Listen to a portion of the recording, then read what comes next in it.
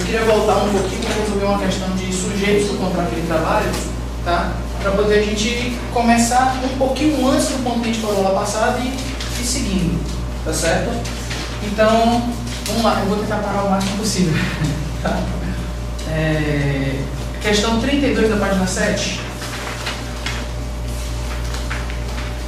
Esse tipo de questão, pessoal, normalmente quando a gente vai responder em prova, a gente fica um pouquinho em dúvida porque ele não trata de certezas, ele trata de possibilidades. E possibilidades é sempre muito nebuloso no direito, tá certo? Aí vamos lá. A questão diz assim: o supermercado Delta terceirizou de forma regular, por meio de contrato, os serviços de vigilância junto à empresa Ajax Serviços. Houve, questão 32, página 7. Beleza? Houve inadimplência das obrigações trabalhistas em relação aos vigilantes. Nesta hipótese, o supermercado Delta A. poderá responder de forma solidária pelos débitos trabalhistas da empresa Ajax. B. não terá qualquer responsabilidade trabalhista, visto que firma um contrato regular de terceirização com a empresa, com a prestadora Ajax. C. poderá responder de forma subsidiária ou solidária pelos débitos trabalhistas da empresa Ajax. D. poderá responder de forma subsidiária pelos débitos trabalhistas da empresa Ajax. E E. poderá responder de forma solidária pelos débitos trabalhistas apenas em caso de falência da empresa Ajax.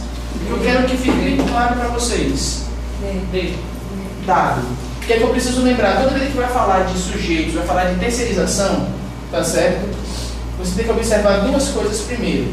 A primeira, quem contrata, se é pessoa jurídica, né, fazenda pública, por assim, vou resumir, fazenda pública. Quem é fazenda pública? Estado, federação, Distrito Federal, município, autarquias federais ou fundações públicas. Tá? Então, se for dentro dessas entidades, é de uma forma. Se for pessoa jurídica, entenda, privado, o comportamento é outro. Tá? Foi exatamente o que a gente falou aqui sobre a súmula 331. Tá certo? Então, neste caso aqui, você pode dizer que a responsabilidade, que será apenas subsidiária, ela decorre necessariamente de culpa. Então tem que haver descumprimento da legislação por parte da administração pública para que ela possa ser responsabilizada. Então a questão vai ter que tratar deste descumprimento. Vai ter que dizer que ela deixou de fiscalizar. Repare que na questão ela não fala nada, ela diz que houve descumprimento da legislação, mas ela não disse se a empresa exigia ou não exigia, ela não disse se a empresa fiscalizou ou não fiscalizou, ela não falou nada disso. Por quê? Porque a gente vai para o segundo caso, entidade privada. Quando eu falo em entidade privada, aqui eu trato de responsabilidade subsidiária, tá certo? Pelos débitos trabalhistas. Por quê? Porque sim. O trabalhador não pode ser prejudicado. Então, primeiro eu vou exaurir a via da empresa, para depois ir atrás do tomador de serviço. Mas eu vou atrás do tomador de serviço. Sempre. Tá certo? Mas isso aqui é no privado. Quando eu vou para o público, eu dependo da culpa. Tranquilo? Aí ele bota poderá. Professor, eu não posso dizer que sempre será? Não. Por que a questão bota poderá? Porque se eu não chamar a tomadora de serviço para o polo passivo, ela não responde. Então, para eu dizer que ela vai responder, ela tem que ser chamada para responder no processo. E tem mais. Não é responder o título. Ou seja, eu entro com a reclamação trabalhista contra a tomadora de serviço, ou contra a empresa que me contrata, a minha empregadora, que é a empresa de terceirização, no caso a Ajax, ganho uma ação contra ela, vou executar a Ajax. Desculpa que a Ajax não tem nada. Como toda terceirizada no país, tem uma impressora matricial, um arquivo de metal e uma sala alugada. Só. Aí já que ela não tem dinheiro, então eu vou atrás da tomadora. Não posso mais. Eu tenho que formar o título sentencial com a empresa tomadora de serviço. Beleza? Beleza. Tranquilo? Então assim, chegou aqui, a gente primeiro separa logo no CAPT. É pessoa jurídica e direito privado ou direito público? Se é direito público, comportamento depende de culpa. A questão vai ter que dizer comprovada culpa ou deixou de fiscalizar. Beleza, morreu. Caso contrário, não. Quando a gente fala em solidariedade, é apenas aquele caso que a gente viu da empresa de serviço temporário, tá certo? Quando na contratação a tomadora tinha conhecimento do estado falimentar, do estado de insolvência da empresa de serviço temporário. Ali eu vou ter solidariedade, nas outras apenas subsidiariedade. Beleza? Se dissesse terceirizou de forma irregular, também seria solidário. Aí é outra coisa, porque no momento que você tem a irregularidade da terceirização, você tem um reconhecimento de vínculo com o tomador. Aí o tomador responde solidário porque ele faz parte da relação de emprego. É porque que ele frisa que é de forma irregular? Exatamente para isso. Porque se ele botar irregular, é reconhecimento de vínculo empregatício. Aí acabou, ele paga por tudo, independente da outra. Ele pode inclusive ser acionado sozinho. Tá? Lembrando o seguinte, se for irregular com a administração pública, o contrato é nulo. Você não pode pedir o reconhecimento porque precisa do concurso público. Tranquilo? Então, cuidado quando eles botam questão de terceirização ou com o banco público ou no meio banco, Caixa Econômica Federal. Porque a Caixa Econômica Federal é banco público, depende de concurso público, eu não posso reconhecer vínculo. Seja por terceirização irregular, seja por estagiário irregular. Show? Vamos lá. Questão 35. Na questão 35 ele fala assim, em relação ao contrato individual de trabalho, de acordo com a CLT, a mudança na propriedade da empresa não afetará os contratos de trabalho de respectivos empregados. B, a alteração da estrutura jurídica da empresa afetará os contratos de trabalho dos respectivos empregados. C, a alteração da estrutura jurídica da empresa afetará os direitos adquiridos por seus empregados. Essa aqui eu não preciso nem comentar, né? D, a responsabilidade da empresa integrante de grupo econômico em relação aos direitos dos empregados é subsidiária. Outra que a gente não precisa comentar. Se faz parte do grupo, todo mundo é solidário. Letra E, poderá ser solidária ou subsidiária a responsabilidade das empresas integrantes do grupo econômico, não formalizado nos termos da lei, pelos direitos dos empregados. Pergunto, se eu deixo de formalizar algo, eu vou prejudicar um trabalhador? Princípio da aparência. Não. Eu vou condenar independente da formalização. Se eles estão irregulares, o problema é dele. O problema é da administração pública depois de utilizar o órgão adequado para fiscalizar, multar e exigir a regularização. Tranquilo? Resposta correta, letra A. Beleza? Aí tem uma questão que eu queria que vocês marcassem, é a questão 39. Vou chamar de questão recomendada, a 39 e a 48, para que vocês leiam ela em casa depois. Tá certo? Porque são questões interessantes, né? Aqui fala sobre contrato de trabalho e quase todas as questões de contrato de trabalho são muito texto de lei, tá certo? A 39, a 48, aí vamos anotar logo, 58, 59 e 67. Essas questões são questões básicas, iguais às outras, vão ver que estão muitas questões repetidas, muitas mesmo, tá certo? Mas aqui tem um tema que ele é extremamente recorrente. Qual é o tema? Alteração do contrato de trabalho, tá? E entendendo a alteração como alteração, suspensão e interrupção. Então, uma coisa que eu preciso lembrar, tá? Quando eu falo em alteração, eu tenho que ter cuidado porque existem alterações que são alterações válidas do contrato de trabalho. Eu tenho que lembrar que contrato de trabalho existe de gaveta e existe contrato de trabalho que já está ativo. Contrato de gaveta, o que você quer dizer, professor? É aquele contrato que eu tenho como meu modelo. Assim como vocês têm modelo de procuração de justiça guardada. Você pode alterar o modelo que está no seu computador? Pode. Eu posso alterar o contrato de trabalho para quem vai entrar na empresa? Posso. Do jeito que eu quiser e bem entender. Mas, professor, ele pode pedir equiparação com quem já está lá. Não pode. Porque como a situação é pretérita, ele não pode pedir para ganhar algo que aquela outra pessoa tem, que quando ele foi contratado, ele sabia que não teria.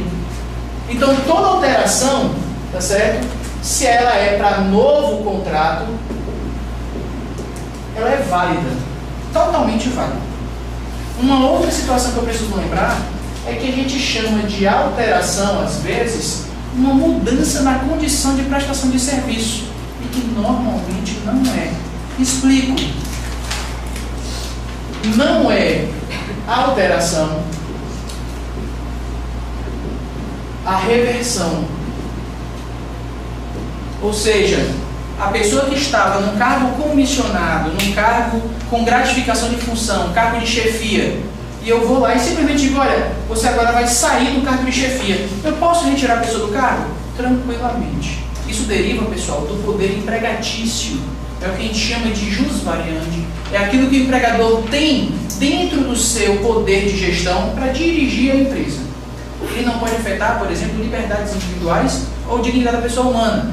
Teve uma época que passou uma novela que a menina queria que todos os trabalhadores pintassem o cabelo de loiro. Pode? Não, não pode. Por quê? Porque ofende a dignidade da pessoa. Mas eu posso exigir que meus trabalhadores façam barba? Posso ou não posso? Posso. E se por acaso eu não quiser mais, quiser todo mundo agora barbado, posso exigir? Depende. Se por acaso a forma de prestação de serviço exigir isso. Exemplo, professor, eu trabalho exatamente com uma equipe terceirizada de Papai Noel. Tem que ter barba, acabou. Então, assim, algumas situações eu posso ter. Mas alterar o contrato de trabalho para quem tem um cargo maior e voltar para o cargo que já tinha, isso não é alteração. Tá certo? Não tem problema nenhum. Mas não pode diminuir o salário, né? Aí é outra coisa. Quando eu falo em salário, que a gente vai falar já já, a gente tem que ter cuidado. Porque salário é um negócio um pouquinho complicado. Deixa eu perguntar para vocês. Eu posso reduzir salário do trabalhador? Sim ou não? Não. Salvo por acordo coletivo ou convenção coletiva. É o que está na Constituição. Então, se a questão disser não pode alterar salário na letra A e na letra B, o salário pode ser alterado se por convenção coletiva ou acordo coletivo. Está certa a B. A está falsa. Você diz, por que a A está falsa? A só está certa quando a regra é geral. Como ela não traz exceção, ela é restrita. Então a outra está mais completa. Beleza? É o caso da ex-correio. Ok? Toda vida eu erro, quando você faz a pergunta, acho que tu está acostumado a fazer a questão SESC, né? Toda vida eu caio. E é muito comum a gente cair, porque quando se pergunta regra geral, ou se coloca opções, as opções elas permeiam uma possibilidade de uma alternativa escorreita. Se está certo ou está errado, não. Você tem que responder aquilo que está sendo perguntado e ponto. E aí gera pra gente um monte de problema. A SESC adora isso, mas adora demais isso. Né? Quando eu falo também em alteração contratual, eu tenho que ver, por exemplo, que o contrato de trabalho, ele em algumas situações permite alteração. Mas por quê? Porque faz parte da gestão da empresa. Vou dar um exemplo. Eu recebo o salário dia 30, todo mês. Belo dia, com essa crise econômica, o patrão começou a dizer, olha, só vou pagar salário agora até o 5º dia útil do mês subsequente. Pode? Pode. Você diz, espera aí, professor. Eu fiz o meu contrato de locação dizendo que eu pagaria no dia 2, porque eu sabia que recebia salário no dia 30. Agora eu vou pagar tudo com juros. Não sei se vocês sabem, mas quem paga pode pedir alteração do prazo de vencimento. Resultado, basta você solicitar a alteração, a pessoa que está do outro lado tem que permitir a alteração do prazo de vencimento. Por isso que o cartão de crédito oferece vários dias, né, que é para evitar problemas. Então a gente pode solicitar, não gera prejuízo para o trabalhador, eu posso fazer alteração. Beleza? Professor, qual é a alteração então que eu posso dizer assim, essa é permitida? É a alteração que não seja unilateral e não gere prejuízo. E aqui, pessoal, prejuízo não é prejuízo financeiro, tá? É qualquer forma de prejuízo direto ou indireto. Ok? Qualquer prejuízo direto ou indireto eu já não posso fazer. Dá um exemplo. Eu digo para os meus trabalhadores que eles podem chegar atrasados até 10 minutos ou sair mais cedo até 10 minutos. Mas também podem chegar mais cedo 10 minutos ou sair mais tarde até 10 minutos. E isso não vai ser hora extra. Ok? Coloco essa condição de trabalho para eles. E depois reverto o contrato dizendo, ó, agora vai ser o seguinte, vão ser os 5 minutos de manhã, 5 minutos à noite, conforme diz a CLT. Eu posso fazer essa alteração unilateralmente? Simples. O cara tinha 10 minutos pela manhã, 10 minutos pela noite, de variação de horário de trabalho sem contar hora extra. E depois de um tempo o patrão altera o contrato de trabalho para ser 5 minutos conforme a CLT. Pode fazer alteração ou não pode? Pode. Não. Por que não, professor? Pergunto, é mais flexível ou mais rígido o que ele está fazendo?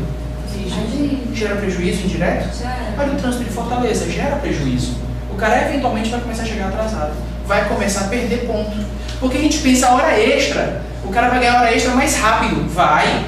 Mas em compensação ele vai ter um horário prejudicado pela manhã. então eu não posso fazer alteração, só posso alterar para os novos contratos. Porque eu estou colocando uma condição mais rígida de trabalho. Beleza? Esse de 10 para 5 poderia, mas se fosse 5 para 10 poderia. Pode porque eu estou flexibilizando. Unilateralmente? Não, unilateralmente não.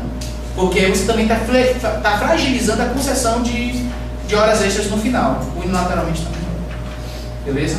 Eu uso mais quando muda a data de pagamento também na unilateral? Mas a data de pagamento é apenas uma mudança econômica, como está dentro daquilo que a legislação diz, e não cria um prejuízo direto ou indireto, eu posso fazer. Porque você diz, professor, mas e as datas de vencimento? Elas podem ser alteradas, então cadê o prejuízo? É mais rígido para o trabalhador. Mais rígido o quê? Se o salário é mesmo. Então não muda, não. Tranquilo?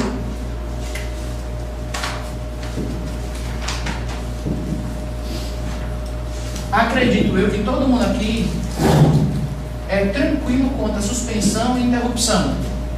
Que não deve ter quase dúvida aqui. Mas eu vou colocar esse exemplo até para que vocês possam ter isso na mente. Se eu colocar um espelho no início da palavra, o I fica como? O S fica como? Ok? I é algarismo romanos e algébricos é 2. Ok? Beleza. Se eu pudesse resumir o contrato de trabalho em duas grandes obrigações, quais seriam? Pagar salário, prestar serviço. Beleza? Na interrupção eu paraliso uma, na suspensão eu paraliso duas. É só isso. A grande diferença entre interrupção e suspensão é essa. Que na suspensão eu paraliso as duas grandes obrigações do contrato. Nem presta serviço, nem paga salário. Na interrupção eu paraliso apenas uma. Pergunto a vocês, nobres mortais, qual que vocês preferem parar aqui na interrupção? Prestar serviço ou ganhar salário? Prestar serviço. Beleza? É mais benéfico para o trabalhador. Então aqui eu tenho salário, mas não tenho prestação de serviço. Já na suspensão, eu paraliso as duas grandes obrigações. E aqui eu tenho uma possibilidade de pergunta maravilhosa. Qual é a licença paternidade? Paternidade. A BCT, né? 7 dias. Pois é. A CLT diz 1 dia. A Constituição diz 5 dias. Mas a legislação foi alterada agora para 20 dias. Então é uma questão maravilhosa de cair para vocês. 20 dias. Licença paternidade hoje é de 20 dias. Aí você diz, espera aí, professor, está na Constituição? Não. Tem que normativos do INSS. Então por que eu vou aplicar? É mais benéfico ou menos benéfico? E é caso de interrupção, né? É caso de interrupção. Peraí, na Constituição Federal é quantos dias? 5 dias. Na CLT, 1 dia. Mas o INSS trata agora, depois da operação da legislação, em 20 dias. E aí eu tenho 20 dias, tá certo, de licença paternidade. Isso é obrigatório para todas as empresas? Era só as empresas cidadãs que estavam aderindo? As empresas agora estão em adesão. Então a empresa cidadã está em adesão. Assim como os 120 Não é obrigatório, dias, os 20 dias e dos 120 aos 180. Ainda não é obrigatório. Mas aqui são duas condições que eu posso cobrar em prova lindamente. Mas o E obrigatório basta é colocar assim. a legislação, a Constituição, 5 dias. Se tratar lá em empresa cidadã, já morreu 20 dias e vai de 120 a 180 dias no caso da licença maternidade. Sabe por que eu estou falando isso aqui? Porque as provas, e aí a gente não tem como prever aquilo que as provas vão começar a cobrar, as provas adoram fazer perguntas que as pessoas erram, e isso aqui se erra. Aí você diz, por que se faz pergunta que se erra? Porque eu crio questões fácil, médio e difícil e consigo classificar os alunos. É só para isso, classificação. E Tranquilo? você pode dar exemplo de suspensão? Vou colocar aqui. Né? Tem 2 exemplos para interrupção e para suspensão que são extremamente comuns. Tá? Extremamente comuns. Qual é o exemplo, professor, para interrupção? Férias. Férias é o exemplo clássico de interrupção do contrato de trabalho. E aí, além das férias, nós temos vários outros exemplos. Por exemplo, professor, licença paternidade, licença maternidade, né? Você vai ter se por acaso você for fazer doação de sangue, se por acaso você for fazer os procedimentos para alistamento da bandeira, tudo que estiver determinado em lei, a possibilidade da pessoa faltar sem prejuízo ao salário é interrupção. Inclusive a CLT ele trata de uma possibilidade que não está na parte de trabalho, está na parte de processo. Quando? Quando eu vou prestar depoimento como parte ou testemunha no processo, eu não posso ter um prejuízo no meu salário naquele depoimento. Tranquilo? Então isso aí eu tenho interrupções. Professor, dá exemplo de suspensão. Tem um exemplo que todo mundo conhece. Auxílio doença. Todo mundo sabe que quando a pessoa se afasta por doença ou acidente, ela vai ter o contrato suspenso. Uma outra forma que cai bastante é a aposentadoria por invalidez. Beleza? Também é suspensão. Mas deixa eu fazer uma pergunta. Greve é interrupção ou suspensão?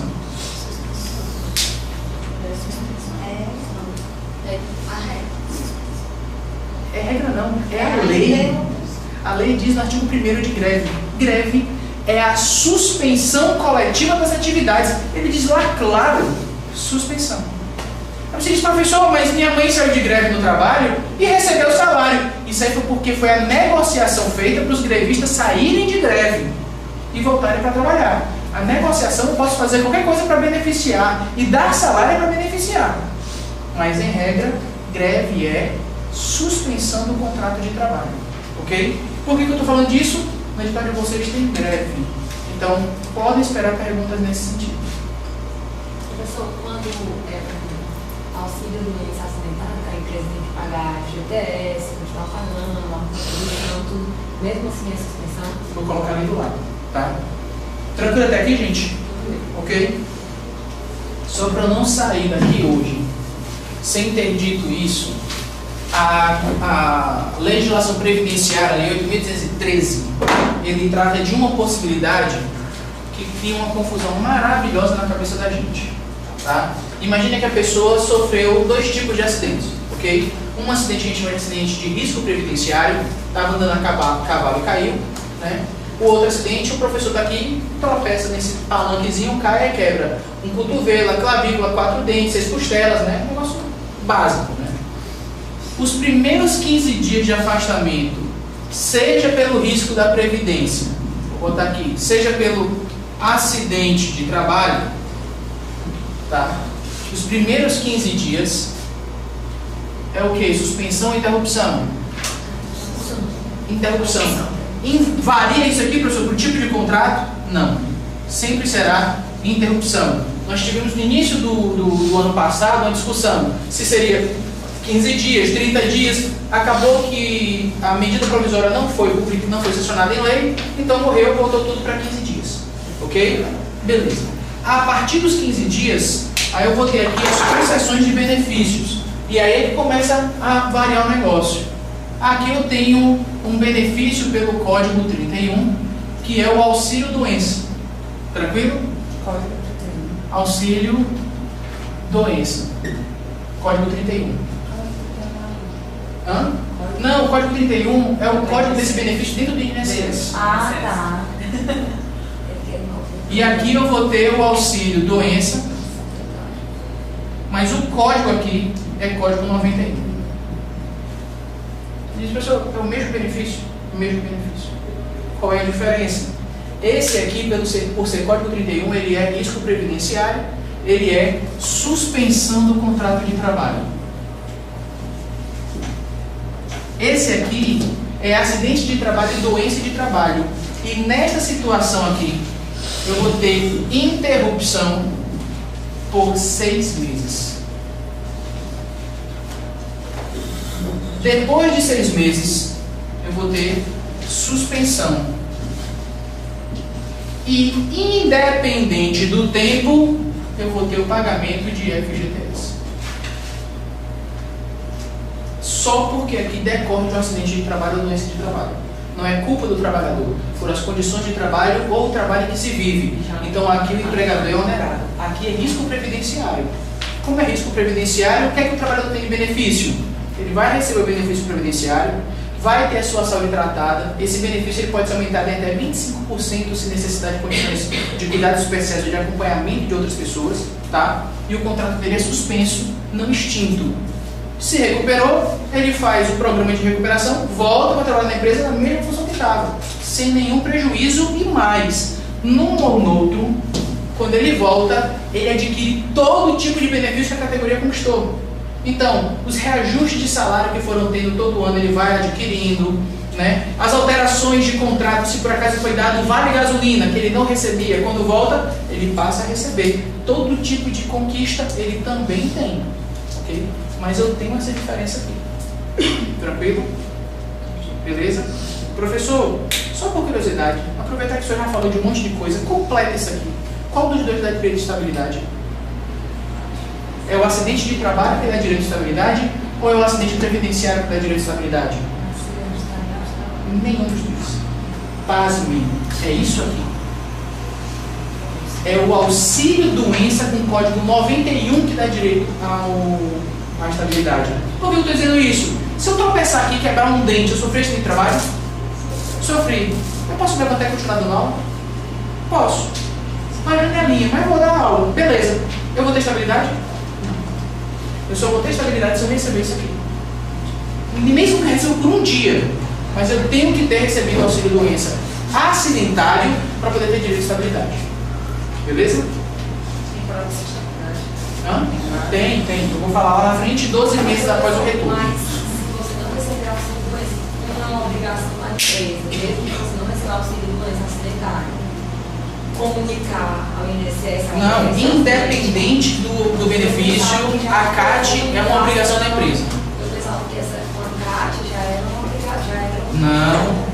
A comunicação de CAT serve para outra coisa que não a estabilidade ou o benefício. Só para comunicar que houve o acidente e para você poder fazer os procedimentos iniciais. Mas se a empresa não emitir, eu posso emitir. Eu vou lá no INSS e faço a comunicação. Ou eu vou lá no meu sindicato, o sindicato faz a comunicação, não tem problema. O que muda quando a empresa emite a CAT? É que mais rapidamente o INSS percebe o acidente.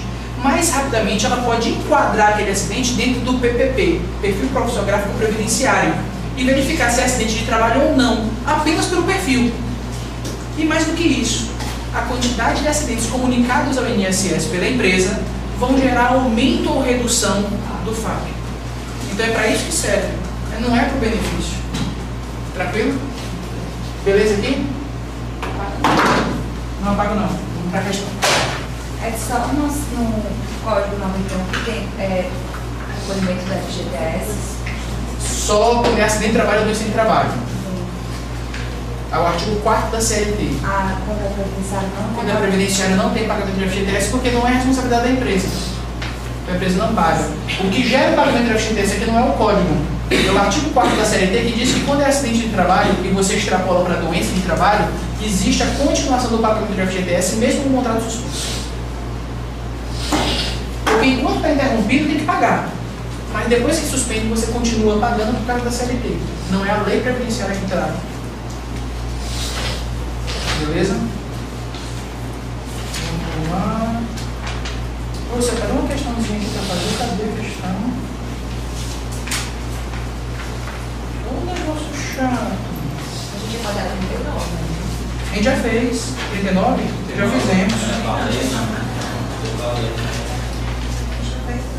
Não, só recomendei para vocês. Tá aqui, a 44. Tá aqui, 44. Página 9. Não tem uns lá por 60 e tanto também. Tem. Na 44, repara, são questões extremamente simples, tá certo? Mas eu queria só mostrar a diferença de duas questões para vocês, que é 44 e 45. Olha, na 44 ele diz: a licença remunerada é concedida espontaneamente pelo empregador ao empregado a hipótese de ou a gente decora ou a gente interpreta. Para quem não decorou tem um problema. Como é que eu vou saber o que é interrupção e a suspensão? No caso de licença. Quando a licença é requerida pelo trabalhador, ela é sem remuneração. Se é sem remuneração, não tem prestação de serviço. Não tem remuneração, suspensão. Quando a licença é dada pelo empregador, é o empregador que está licenciando o trabalhador. Eu pergunto a vocês, eu posso licenciar o meu funcionário e retirar dele o salário? Se a licença é dada espontaneamente pelo empregador, ele até pode dizer que não haverá prestação de serviço, mas haverá pagamento de salário. É interrupção. Alternativa A da questão 44. Eu sabia, se ele falasse na questão que a licença seria para interesse próprio. Para interesse próprio, aí eu tenho duas condições lá. Eu posso ter um afastamento por interesse próprio com remuneração, que eu posso pedir, se a empresa quiser dar, ela pode, e aí será interrupção, mas eu perco o direito de férias se chegar a 60 dias. E licença, interesse sem remuneração, suspensão do contrato de trabalho. Professor, se essa licença aí é concedida espontaneamente pelo empregador, tivesse sido a pedido do empregado. Não é espontaneamente do empregador se foi a pedido do empregado. Não sei como. Ou é um ou é outro. Quando é pedido do empregado, o empregador pode até dar, mas ele está dando porque você pediu. O espontaneamente é porque foi um ato volitivo meu de te licenciar. E se eu pedir, seria suspensão? Suspensão. A não ser que você peça a licença e ele deu a licença remunerada. Aí vai ser interrupção. Mesmo pedido. Perde a férias se superar 60 dias? Como? Perde o direito às férias se superar 60 dias de licença remunerada. Questão 45. O segurado que tem a aposentadoria por invalidez concedida pelo INSS. Alguma dúvida? Qual a resposta? Beleza? Só tem um detalhe, tá? Professor, a aposentadoria gera algum efeito no contrato de trabalho? Apenas a aposentadoria por invalidez gera suspensão do contrato de trabalho. A aposentadoria por tempo de serviço ou por contribuição não gera nenhum efeito no contrato de trabalho. Beleza? Então, eu gosto de deixar bem claro isso, porque eles botam nas alternativas. Isso existia até 2007, quando foi revogado pelo STF. Tá? Então, se eu peço aposentadoria, eu vou receber o meu salário do mês e a aposentadoria que eu tenho direito. Quer dizer que o cara vai ganhar 2 salários, vai? É injusto porque o cara trabalhou a vida toda. Então, se eu peço para me aposentar, eu vou me aposentar e vou continuar trabalhando. Se tiver dois? Não. Eu trabalho aqui no Prime, sou empregado do Prime. Trabalhei 35 anos como professor. Me aposento, o INSS vai mandar para minha conta social a minha aposentadoria e eu continuo aqui no Prime. Você vai esconder isso do Prime? Não. Eu posso até dizer, ó, estou aposentado, ele pode fazer o que comigo? Nada. O pior que ele pode fazer é me demitir sem justa causa. E para isso ele vai ter que pagar todas as verbas da rescisão sem justa causa. Então quer dizer que a aposentadoria por tempo de serviço e contribuição não gera nenhum efeito no contrato de trabalho. O contrato continua normalmente. Aí, no caso, se ele continuar, falando na parte previdenciária, se ele continuar a trabalhar, ele não é mais segurado obrigatório, ele nem foi filiado, ele só para não, ele é filiado obrigatório. Ele continua não está trabalhando? Ele não está trabalhando? Se você está trabalhando, tem um fato gerador, então, você é empregado, ele continua contribuindo. Exatamente. Eu queria voltar um pouquinho para resolver uma questão de sujeitos do contrato de trabalho, tá? Para poder a gente começar um pouquinho antes do ponto que a gente falou lá passado e seguindo, tá certo? Então, vamos lá, eu vou tentar parar o máximo possível. Tá? Questão 32 da página 7. Esse tipo de questão, pessoal, normalmente quando a gente vai responder em prova, a gente fica um pouquinho em dúvida porque ele não trata de certezas, ele trata de possibilidades. E possibilidades é sempre muito nebuloso no direito, tá certo? Aí vamos lá.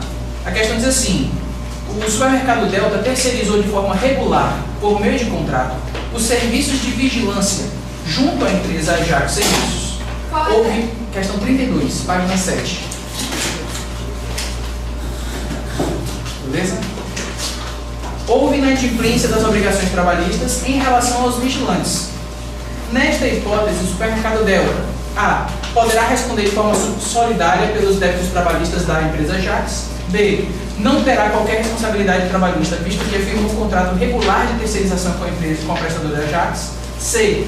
Poderá responder de forma subsidiária ou solidária pelos débitos trabalhistas da empresa Ajax. D. Poderá responder de forma subsidiária pelos débitos trabalhistas da empresa Ajax. E E. Poderá responder de forma solidária pelos débitos trabalhistas apenas em caso de falência da empresa Ajax. Eu quero que fique bem claro para vocês. D. Dado. O que é que eu preciso lembrar? Toda vez que vai falar de sujeitos, vai falar de terceirização, tá certo? você tem que observar duas coisas primeiro. A primeira, quem contrata, se é pessoa jurídica, né, fazenda pública, por assim, vou resumir em fazenda pública. Quem é fazenda pública? Estado, federação, Distrito Federal, município, autarquias federais ou fundações públicas. Tá? Então, se for dentro dessas entidades, é de uma forma. Se for pessoa jurídica, entenda, privado, o comportamento é outro. Tá? Foi exatamente o que a gente falou aqui sobre a súmula 331. Tá certo? Então, neste caso aqui, você pode dizer que a responsabilidade, que será apenas subsidiária, ela decorre necessariamente de culpa. Então tem que haver descumprimento da legislação por parte da administração pública para que ela possa ser responsabilizada. Então a questão vai ter que tratar deste descumprimento. Vai ter que dizer que ela deixou de fiscalizar. Repare que na questão ela não fala nada, ela diz que houve descumprimento da legislação, mas ela não diz se a empresa exigia ou não exigia, ela não diz se a empresa fiscalizou ou não fiscalizou, ela não fala nada disso. Por quê? A gente vai para o segundo caso, entidade privada. Quando eu falo em entidade privada, aqui eu trato de responsabilidade subsidiária, tá certo? Pelos débitos trabalhistas. Por quê? Porque sim. O trabalhador não pode ser prejudicado. Então, primeiro eu vou exaurir a via da empresa, para depois ir atrás do tomador de serviço. Mas eu vou atrás do tomador de serviço, sempre, tá certo? Mas isso aqui é para o privado. Quando eu vou para o público, eu dependo da culpa. Tranquilo? Aí ele bota poderá. Professor, eu não posso dizer que sempre será? Não. Por que a questão bota poderá? Porque se eu não chamar a tomadora de serviço para o polo passivo, ela não responde. Então, para eu dizer que ela vai responder, ela tem que ser chamada para responder no processo. E tem mais, não é responder o título.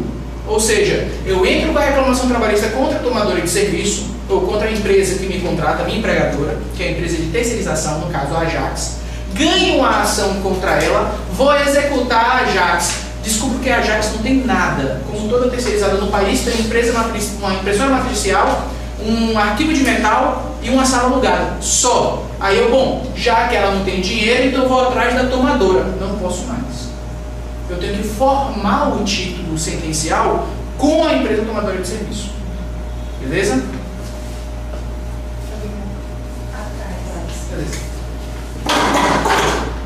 Tranquilo? Então assim, chegou aqui, a gente primeiro separa logo no CAPT. É pessoa jurídica de direito privado ou direito público? Se é direito público, comportamento depende de culpa. A questão vai ter que dizer comprovada culpa ou deixou de fiscalizar. Beleza, morreu. Caso contrário, não. Quando a gente fala em solidariedade, é apenas aquele caso que a gente viu da empresa de serviço temporário, tá certo? Quando na contratação a tomadora tinha conhecimento do estado falimentar, do estado de insolvência da empresa de serviço temporário. Ali eu vou ter solidariedade. Nas outras apenas subsidiariedade. Beleza? Se dissesse terceirizou de forma irregular, também seria saudável. Aí é outra coisa, porque no momento que você tem a irregularidade da terceirização, você tem um reconhecimento de vínculo com o tomador. Aí o tomador responde solidário porque ele faz parte da relação de emprego. É porque ele frisa que é de forma irregular. Exatamente para isso. Porque se ele botar irregular, é reconhecimento de vínculo empregatício. Aí acabou, ele paga por tudo, independente da outra.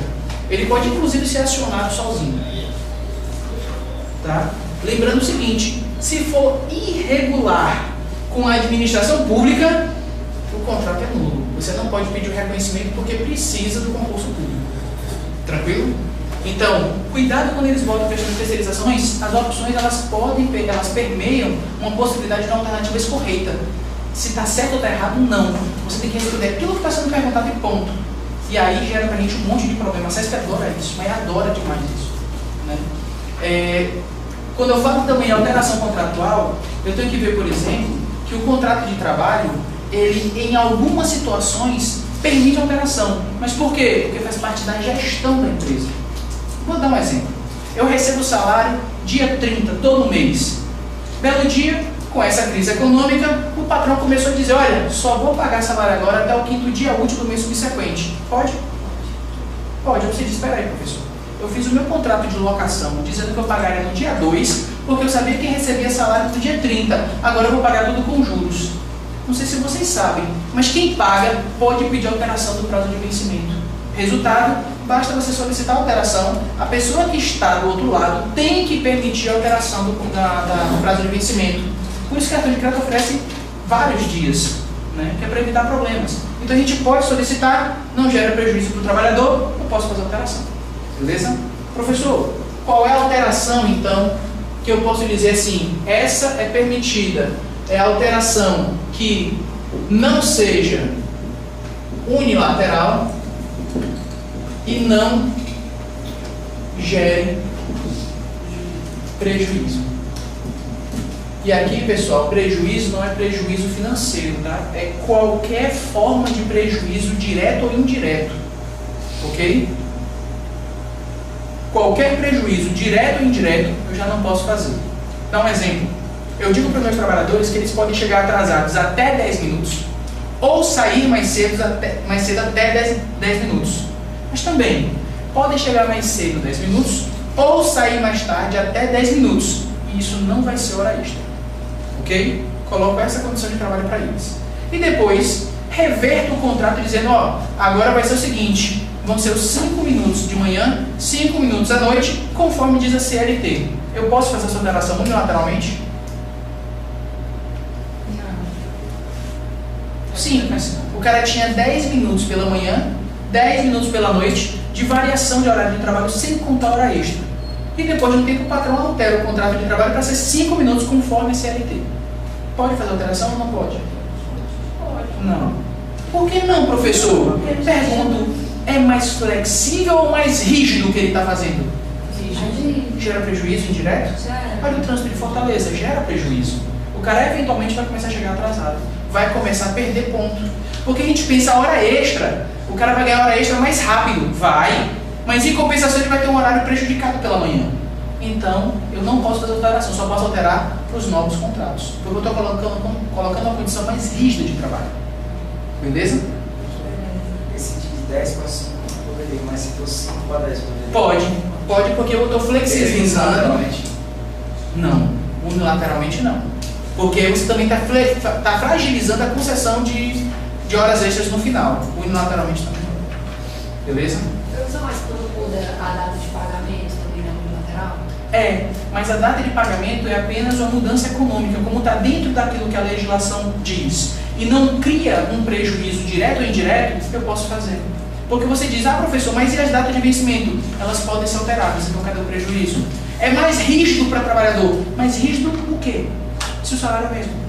Então não muda não. Tranquilo?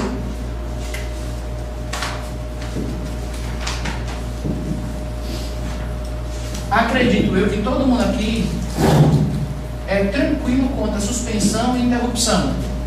Que não deve ter quase dúvida aqui. Mas eu vou colocar esse exemplo até para que vocês possam ter isso na mente. Se eu colocar um espelho no início da palavra, o I fica como? O S fica como? Ok? I é algarismo romanos e algébricos é 2. Ok?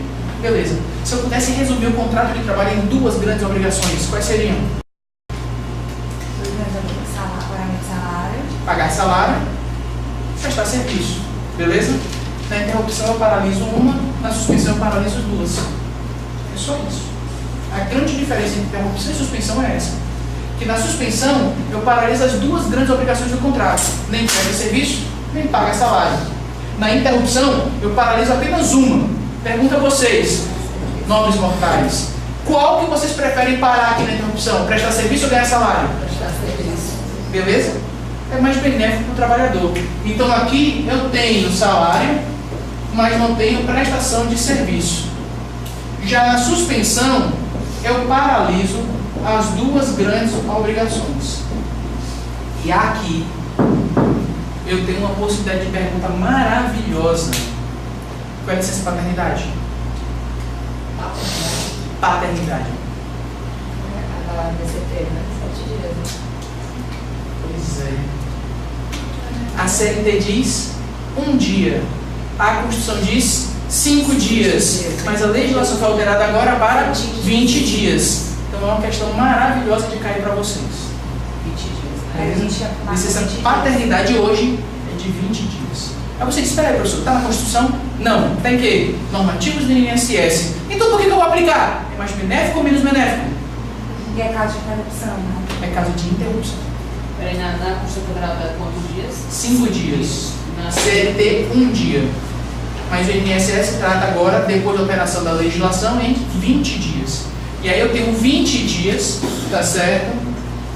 De licença paternidade. Isso é obrigatório para todas as empresas? Era só as empresas cidadãs que estavam aderindo? As empresas agora estão em adesão. Então a empresa cidadã está em adesão. Assim como os 120 Não é obrigatório, dias, os 20 dias e dos 120 aos 180. Ainda não é obrigatório.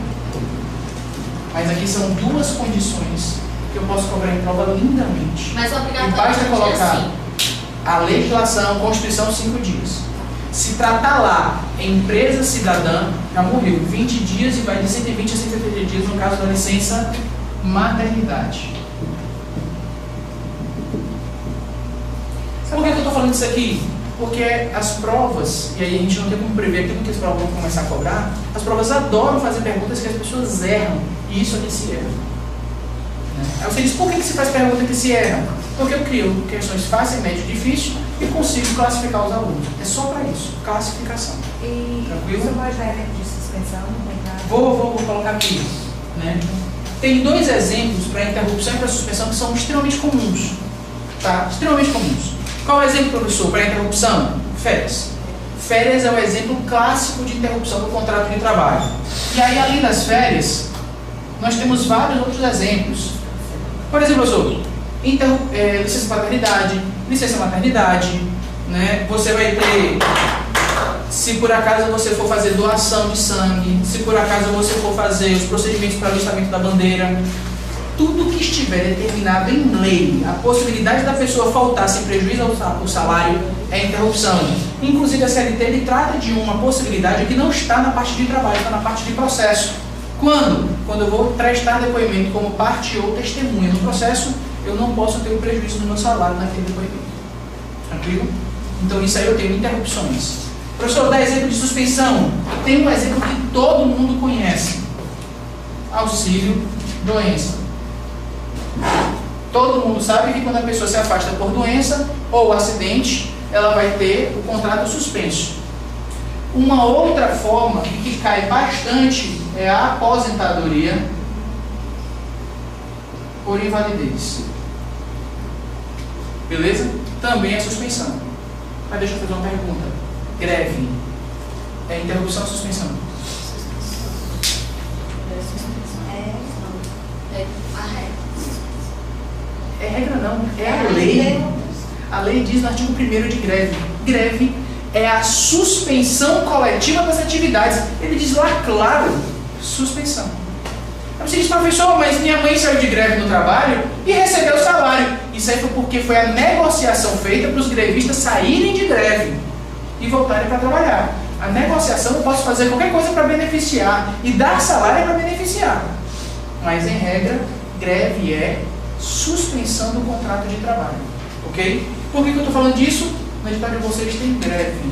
Então, podem esperar perguntas nesse sentido. Professor, quando auxílio doença acidentada, a empresa tem que pagar GTS, continuar pagando, contribuição, tudo, mesmo assim é suspensão? Vou colocar ali do lado. Tá? Tranquilo até aqui, gente? Ok? Só para não sair daqui hoje sem ter dito isso, a legislação previdenciária, a Lei 8.213, ele trata de uma possibilidade que cria uma confusão maravilhosa na cabeça da gente. Tá? Imagina que a pessoa sofreu 2 tipos de acidentes, ok? Um acidente a gente chama de acidente de risco previdenciário, estava andando a cavalo e caiu, né? O outro acidente, o professor está aqui, tropeça nesse palanquezinho, cai e quebra um cotovelo, a clavícula, 4 dentes, 6 costelas, né? Um negócio básico, né? Os primeiros 15 dias de afastamento, seja pelo risco da previdência, vou botar aqui, seja pelo acidente de trabalho, tá? Os primeiros 15 dias é o que? Suspensão ou interrupção? Interrupção. Varia isso aqui, professor, para o tipo de contrato? Não. Sempre será interrupção. Nós tivemos no início do ano passado uma discussão se seria 15 dias, 30 dias. Acabou que a medida provisória não foi sancionada em lei, então morreu, voltou tudo para 15 dias. Ok? Beleza. A partir dos 15 dias, aí eu vou ter aqui as concessões de benefícios. E aí ele começa a variar o negócio. Aqui eu tenho um benefício pelo Código 31, que é o auxílio doença. Tranquilo? Código 31. Auxílio doença. Código 31. Hã? Não, o Código 31 é o código desse benefício dentro do INSS. Ah, tá. E aqui eu vou ter o auxílio doença, mas o código aqui é Código 91. Diz, professor, é o mesmo benefício? O mesmo benefício. Qual é a diferença? Esse aqui, por ser Código 31, ele é risco previdenciário, ele é suspensão do contrato de trabalho. Esse aqui é acidente de trabalho e doença de trabalho. E nessa situação aqui, eu vou ter interrupção por 6 meses. Depois de 6 meses, eu vou ter suspensão. E independente do tempo, eu vou ter o pagamento de FGTS. Só porque aqui decorre de um acidente de trabalho ou doença de trabalho. Não é culpa do trabalhador, foram as condições de trabalho ou o trabalho que se vive. Então aqui o empregador é onerado. Aqui é risco previdenciário. Como é risco previdenciário, o que é que o trabalhador tem de benefício? Ele vai receber o benefício previdenciário, vai ter a sua saúde tratada. Esse benefício ele pode ser aumentado em até 25% se necessitar de condições de cuidados especiais ou de acompanhamento de outras pessoas, tá? E o contrato dele é suspenso, não extinto. Se recuperou, ele faz o programa de recuperação, volta para trabalhar na empresa na mesma função que estava, sem nenhum prejuízo e mais. Num ou no outro, quando ele volta, ele adquire todo tipo de benefício que a categoria conquistou. Então, os reajustes de salário que foram tendo todo ano, ele vai adquirindo, né? As alterações de contrato, se por acaso foi dado vale gasolina, que ele não recebia, quando volta, ele passa a receber. Todo tipo de conquista ele também tem, ok? Mas eu tenho essa diferença aqui. Tranquilo? Beleza? Professor, só por curiosidade, aproveitar que o senhor já falou de um monte de coisa, completa isso aqui. Qual dos dois dá direito de estabilidade? É o acidente de trabalho que dá direito de estabilidade ou é o acidente previdenciário que dá direito de estabilidade? Nenhum dos dois. Pasme, é isso aqui. É o auxílio doença com código 91 que dá direito à estabilidade. Por que eu estou dizendo isso? Se eu tropeçar aqui e quebrar um dente, eu sofri acidente de trabalho? Sofri. Eu posso me levantar e continuar dando aula? Posso. Mas não é minha, mas eu vou dar aula. Beleza. Eu vou ter estabilidade? Eu só vou ter estabilidade se eu receber isso aqui. Mesmo que eu receba por um dia, mas eu tenho que ter recebido o auxílio doença acidentário para poder ter direito de estabilidade. Beleza? Tem prova de estabilidade. Hã? Tem. Eu vou falar lá na frente, 12 meses após o retorno. Mas se você não receber auxílio doença, não é uma obrigação da empresa, mesmo que você não receber auxílio doença acidentário, comunicar ao INSS. Não, independente do benefício, a CAT é uma obrigação da empresa. Eu pensava que essa CAT já era uma obrigação. Não. A comunicação de CAT serve para outra coisa que não a estabilidade ou o benefício. Só para comunicar que houve o acidente e para você poder fazer os procedimentos iniciais. Mas se a empresa não emitir, eu posso emitir. Eu vou lá no INSS e faço a comunicação. Ou eu vou lá no meu sindicato, o sindicato faz a comunicação, não tem problema. O que é que muda quando a empresa emite a CAT? É que mais rapidamente o INSS percebe o acidente.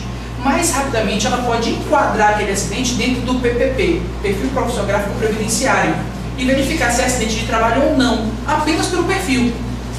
E mais do que isso, a quantidade de acidentes comunicados ao INSS pela empresa vão gerar aumento ou redução do FAP. Então é para isso que serve, não é para o benefício. Tranquilo? Beleza aqui? Não apago não. para a questão. É só no Código 91 que tem recolhimento da FGTS. Só quando é acidente de trabalho ou doença de trabalho. É o artigo 4º da CLT. A conta previdenciária não Quando a previdenciária não tem pagamento de FGTS, porque não é responsabilidade da empresa. A empresa não paga. O que gera o pagamento de FGTS aqui não é o código. É o artigo 4º da CLT que diz que quando é acidente de trabalho e você extrapola para doença de trabalho, existe a continuação do pagamento de FGTS mesmo com o contrato suspenso. Porque enquanto está interrompido, tem que pagar. Mas depois que suspende, você continua pagando por causa da CLT. Não é a lei previdenciária que trata. Beleza? Vamos lá. Pô, você pegou uma questãozinha aqui para fazer. Cadê a questão? Um negócio chato. A gente pode dar 39, né? A gente já fez. 39? Já fizemos. Ah, não, só recomendei para vocês. Ah, tá aqui, a 44. Tá aqui, 44. Página 9. Não tem uns lá por 60 e tanto também. Tem. Na 44, repara, são questões extremamente simples, tá certo? Mas eu queria só mostrar a diferença de duas questões para vocês, que é 44 e 45. Olha, na 44 ele diz: a licença remunerada é concedida espontaneamente pelo empregador ao empregado a hipótese de ou a gente decora ou a gente interpreta. Para quem não decorou tem um problema. Como é que eu vou saber o que é interrupção e a suspensão? No caso de licença. Quando a licença é requerida pelo trabalhador, ela é sem remuneração. Se é sem remuneração, não tem prestação de serviço, não tem remuneração, suspensão. Quando a licença é dada pelo empregador, é o empregador que está licenciando o trabalhador. Eu pergunto a vocês, eu posso licenciar o meu funcionário e retirar dele o salário? Um emprego ou com o banco público ou no meio banco, Caixa Econômica Federal. Porque a Caixa Econômica Federal é banco público, depende de concurso público, eu não posso reconhecer vínculo. Seja por terceirização irregular, seja por estagiário irregular. Show? Vamos lá. Questão 35. Na questão 35 ele fala assim: em relação ao contrato individual de trabalho, de acordo com a CLT, a mudança na propriedade da empresa não afetará os contratos de trabalho de respectivos empregados. B. A alteração da estrutura jurídica da empresa afetará os contratos de trabalho dos respectivos empregados. C. A alteração da estrutura jurídica da empresa afetará os direitos adquiridos por seus empregados. Essa aqui não preciso nem comentar, né? D. A responsabilidade da empresa integrante de grupo econômico em relação aos direitos dos empregados é subsidiária. Outra que a gente não precisa comentar. Se faz parte do grupo, todo mundo é solidário. Letra E. Poderá ser solidária ou subsidiária a responsabilidade das empresas integrantes do grupo econômico, não formalizado nos termos da lei, pelos direitos dos empregados. Pergunto, se eu deixo de formalizar algo, eu vou prejudicar um trabalhador? Princípio da aparência. Não. Eu vou condenar independente da formalização. Se eles estão irregulares, o problema é dele. O problema é da administração pública depois, de utilizar o órgão adequado para fiscalizar, multar e exigir a regularização. Tranquilo? Resposta correta, letra A. Beleza? Aí tem uma questão que eu queria que vocês marcassem, é a questão 39. Vou chamar de questão recomendada, a 39 e a 48, para que vocês leiam ela em casa depois. Tá certo? Porque são questões interessantes, né? Aqui fala sobre contrato de trabalho e quase todas as questões de contrato de trabalho são muito texto de lei, tá certo? A 39, a 48, aí vamos anotar logo, 58, 59 e 67. Essas questões são questões básicas, iguais às outras, vão ver que tem muitas questões repetidas, muitas mesmo, tá certo? Mas aqui tem um tema que ele é extremamente recorrente. Qual é o tema? Alteração do contrato de trabalho, tá? E entendendo alteração como alteração, suspensão e interrupção. Então, uma coisa que eu preciso lembrar, tá? Quando eu falo em alteração, eu tenho que ter cuidado porque existem alterações que são alterações válidas do contrato de trabalho. Eu tenho que lembrar que contrato de trabalho existe de gaveta e existe contrato de trabalho que já está ativo. Contrato de gaveta, o que você quer dizer, professor? É aquele contrato que eu tenho como meu modelo. Assim como vocês têm modelo de procuração de justiça guardada. Você pode alterar o modelo que está no seu computador? Pode. Eu posso alterar o contrato de trabalho para quem vai entrar na empresa? Posso. Do jeito que eu quiser e bem entender. Mas, professor, ele pode pedir equiparação com quem já está lá. Não pode. Porque como a situação é pretérita, ele não pode pedir para ganhar algo que aquela outra pessoa tem, que quando ele foi contratado, ele sabia que não teria. Então, toda alteração, tá certo? Se ela é para novo contrato, ela é válida. Totalmente válida. Uma outra situação que eu preciso lembrar é que a gente chama de alteração, às vezes, uma mudança na condição de prestação de serviço, e que normalmente não é. Explico. Não é alteração a reversão. Ou seja, a pessoa que estava num cargo comissionado, num cargo com gratificação de função, cargo de chefia, e eu vou lá e simplesmente digo, olha, você agora vai sair do cargo de chefia. Eu posso retirar a pessoa do cargo? Tranquilamente. Isso deriva, pessoal, do poder empregatício. É o que a gente chama de jus variandi. É aquilo que o empregador tem dentro do seu poder de gestão para dirigir a empresa. Ele não pode afetar, por exemplo, liberdades individuais ou dignidade da pessoa humana. Teve uma época que passou uma novela que a menina queria que todos os trabalhadores pintassem o cabelo de loiro. Pode? Não, não pode. Por quê? Porque ofende a dignidade da pessoa. Mas eu posso exigir que meus trabalhadores façam barba? Posso ou não posso? Posso. E se por acaso eu não quiser mais, quiser todo mundo agora barbado, posso exigir? Depende. Se por acaso a forma de prestação de serviço exigir isso. Exemplo, professor, eu trabalho exatamente com ótimo, uma equipe terceirizada de Papai Noel. Tem que ter barba, acabou. Então, assim, algumas situações eu posso ter. Mas alterar o contrato de trabalho para quem tem um cargo maior e voltar para o cargo que já tinha, isso não é alteração. Tá certo? Não tem problema nenhum. Mas não podemos diminuir o salário, né? Aí é outra coisa. Quando eu falo em salário, que a gente vai falar já, a gente tem que ter cuidado. Porque salário é um negócio um pouquinho complicado. Deixa eu perguntar para vocês. Eu posso reduzir salário do trabalhador? Sim ou não? Não. Salvo por acordo coletivo ou convenção coletiva. É o que está na Constituição. Então, se a questão disser não pode alterar salário na letra A e na letra B, o salário pode ser alterado se por convenção coletiva ou acordo coletivo. Está certa a B. A está falsa. Você diz, por que a A está falsa? A A só está certa quando é regra geral. Como ela não traz exceção, ela é restrita. Então a outra está mais completa. Beleza? É o caso da ex-correio. Ok?